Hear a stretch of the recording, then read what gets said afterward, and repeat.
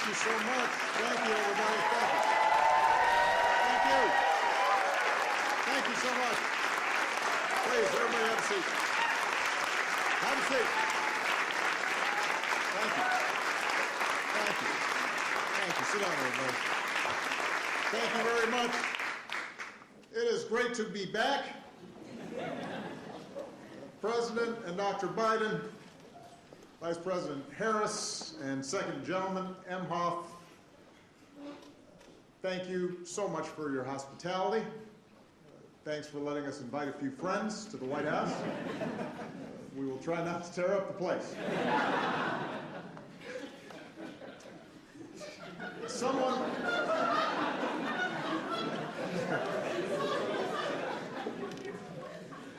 once said that if you're looking for a friend in Washington, get a dog. Our family was lucky enough to have two wonderful dogs. But I was even luckier to have a chance to spend 8 years working day and night with a man who became a true partner and a true friend. Joe, it is now America's good fortune to have you as president. You guided us.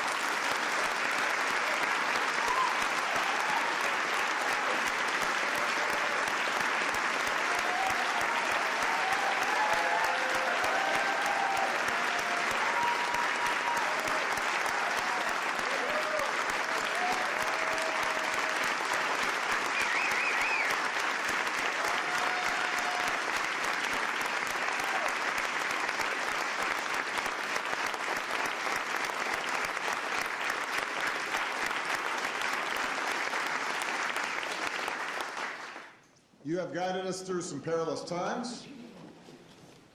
You've built on and gone beyond the work we all did together to expand health care, to fight climate change, to advance social justice, and to promote economic fairness. Thanks to your decency and thanks to your strength. Maybe most of all, thanks to your faith in our democracy and the American people. The country's better off than when you took office, and we should all be deeply grateful for that. So thank you so much.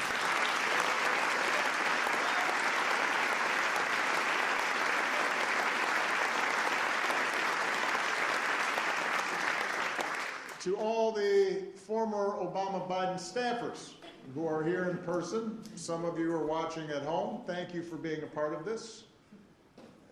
When people ask me what I miss most about the White House years, it is not Air Force One that I talk about, although I miss Air Force One.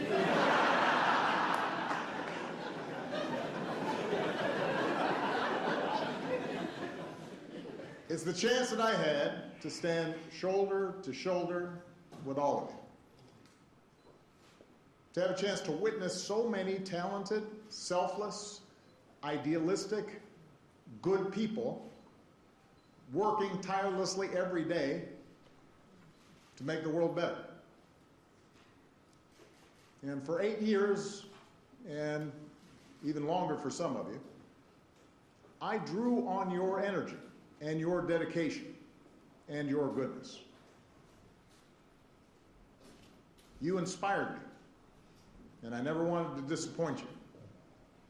And I tried to reflect the same heart and character that you displayed every day.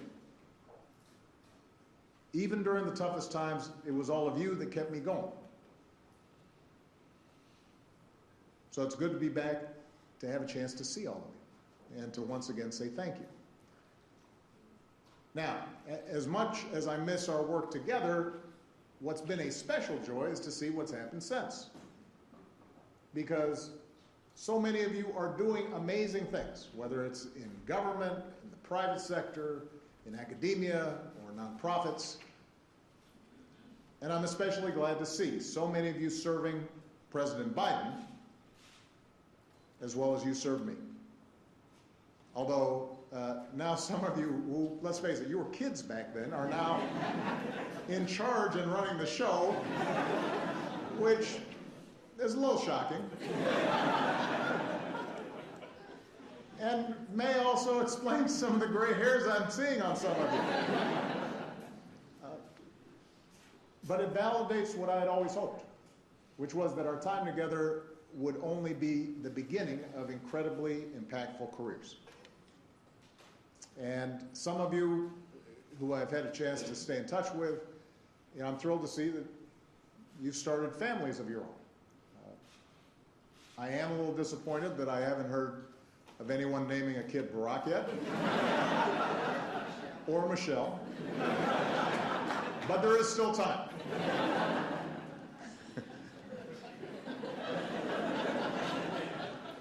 Finally, I want to say a special thanks to the White House staff. We had a chance to see them all beforehand.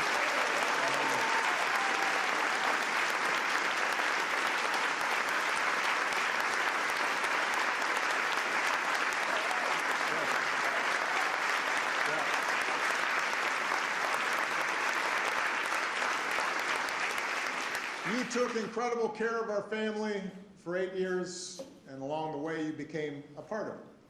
And we have not ever forgotten the kindness that you showed us. Now, when Michelle and I had our portraits unveiled at the National Portrait Gallery a few years back, I said that as far as I could tell, no one in my family tree had ever sat for a portrait before. I certainly had not. And now all of a sudden we've done it twice. But these portraits have a special significance because, as Joe mentioned, they will hang in the White House alongside portraits of other presidents and first ladies dating back to George and Martha. So it was important to find the right people to paint them. I want to thank Sharon Sprung for capturing everything I love about Michelle. Her grace, her intelligence, and the fact that she's fine.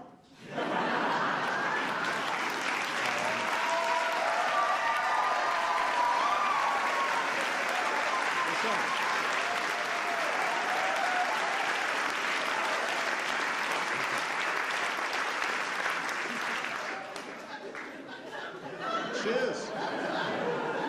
The portrait is stunning. And I want to thank Robert McCurdy for taking on a much more difficult subject and doing a fantastic job with mine.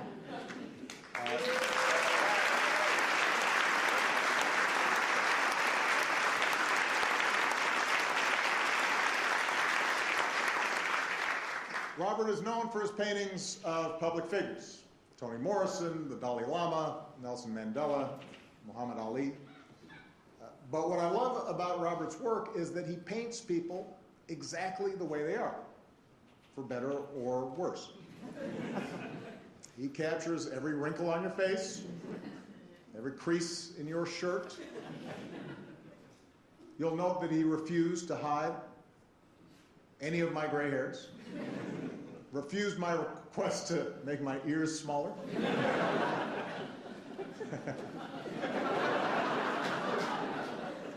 He also talked me out of wearing a tan suit, by the way.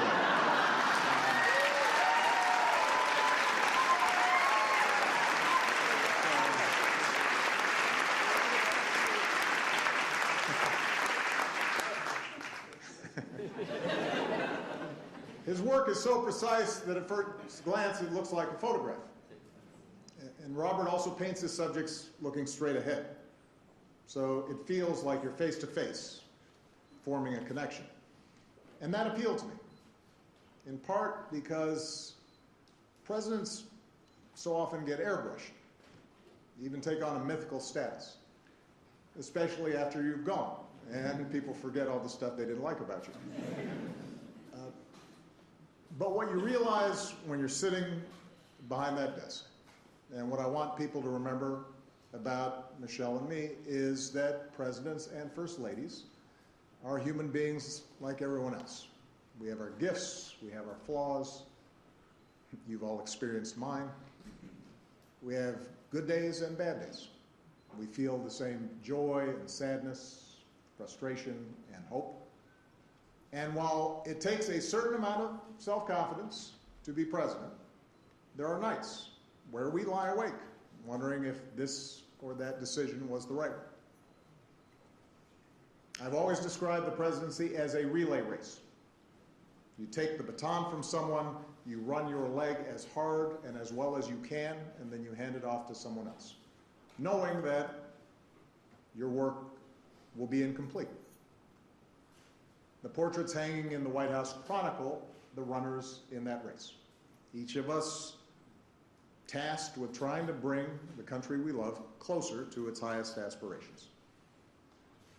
And when future generations walk these halls and look up at these portraits, I hope they get a better, honest sense of who Michelle and I were. And I hope they leave with a deeper understanding that if we could make it here, maybe they can too. They can do remarkable things too. Now, it is my pleasure to introduce someone who needs no introduction. Michelle was the best thing about living in the White House, and let me tell you, the pastry chefs here deliver delicious pies on request. So that is saying something.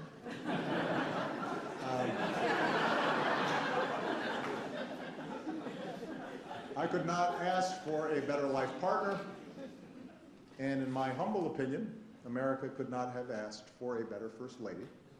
Please give it up for Michelle Obama.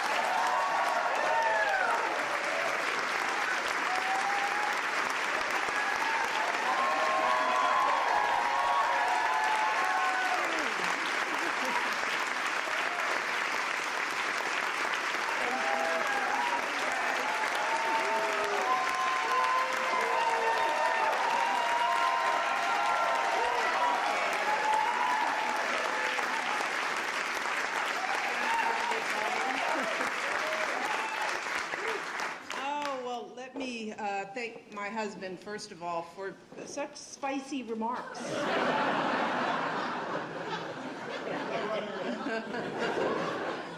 And of course, thank you to Joe and Jill, President Biden, and First Lady Jill Biden.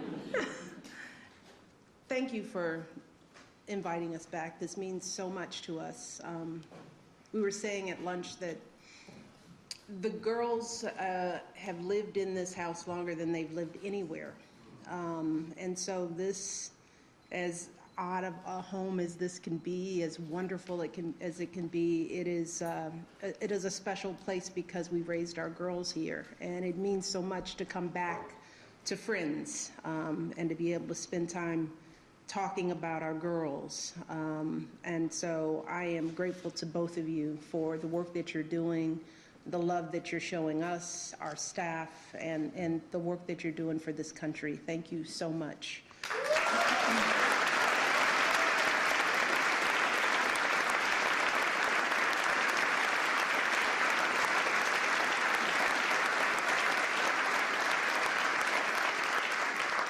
And of course to Vice President Harris, and I love to say this, second gentleman, Imhoff.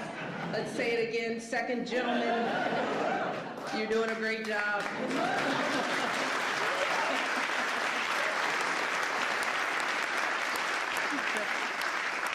Thank you for joining us today.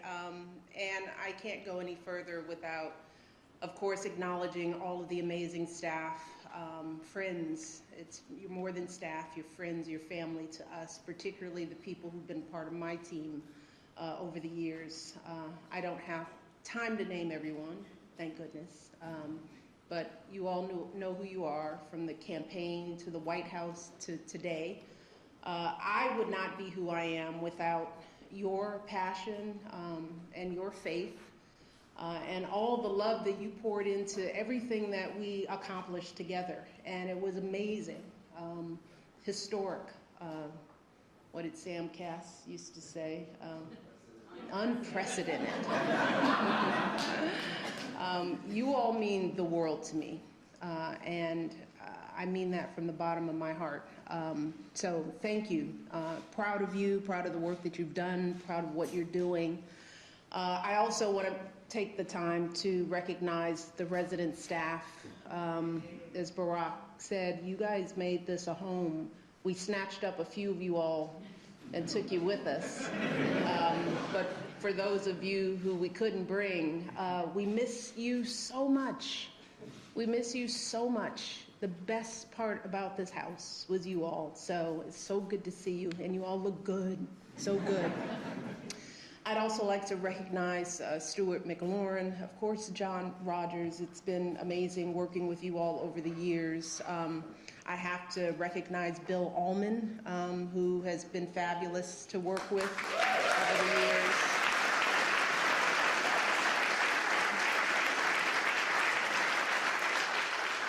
And of course, Thelma Golden and my dear friend Michael Smith for their...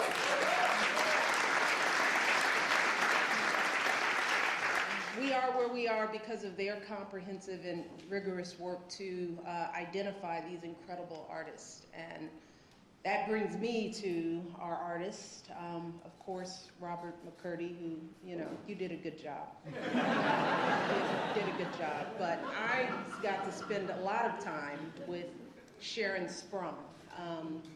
And Sharon now joins a small but mighty group of women who've painted an official portrait here at the White House.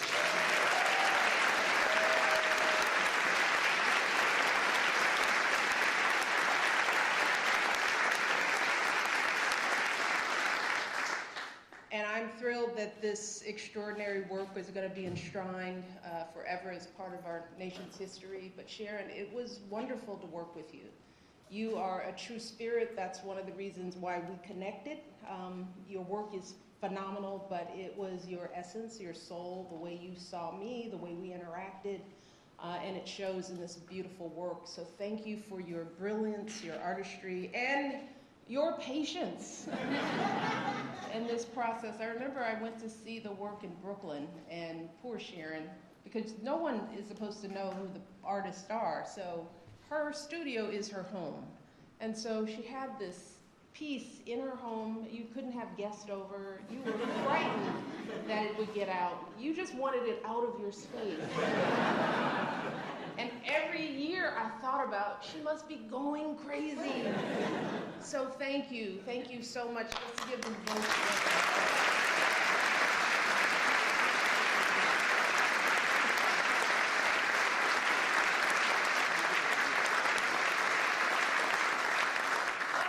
Believe it or not, it is still a bit odd for me to stand in this historic space, see this big, beautiful painting staring back at me.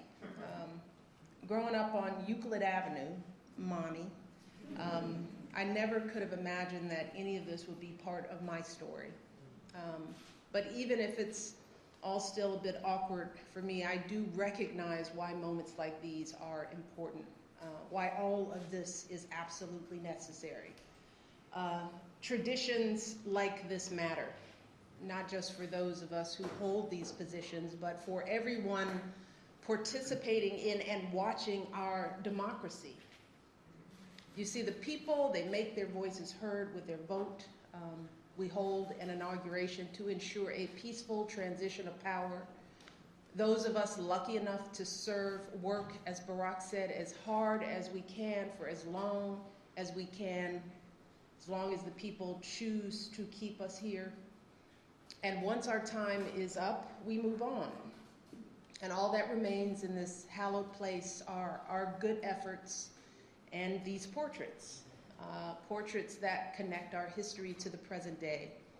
Portraits that hang here as history continues to be made. So for me, this day is not just about what has happened, it's also about what could happen.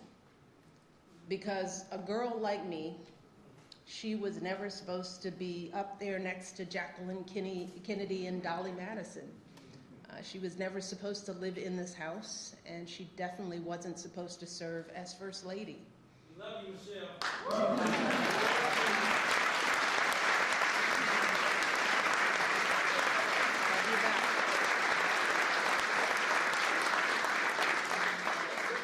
But I've always wondered, where does that supposed to come from? Who determines it? And too often in this country, people feel like they have to look a certain way or act a certain way to fit in, that they have to make a lot of money or come from a certain group or class or faith in order to matter. But what we're looking at today, a portrait of a biracial kid with an unusual name and the daughter of a water pump operator and a stay-at-home mom, what we are seeing is a reminder that there's a place for everyone in this country. Because as Barack said, the two of us can end up on the walls of the most famous address in the world. Then again, it is so important for every young kid who is doubting themselves to believe that they can too.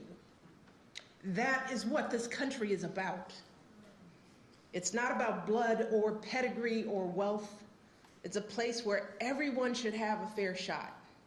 Whether you're a kid taking 2 buses and a train just to get to school, or a single mother who's working 2 jobs to put some food on the table, or an immigrant just arriving, getting your first apartment, forging a future for yourself in a place you dreamed of.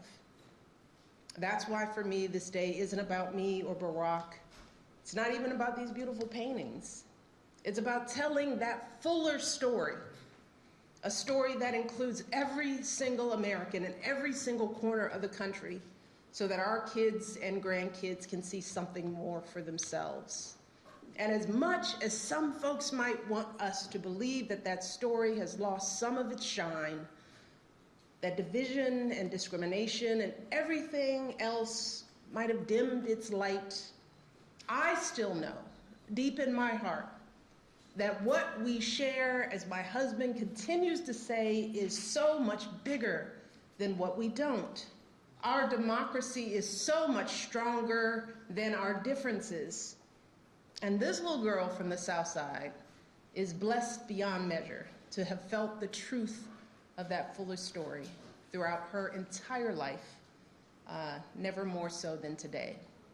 So thank you to President Biden, to Sharon, and to all of you today for playing a part in this day and all the days that led to it.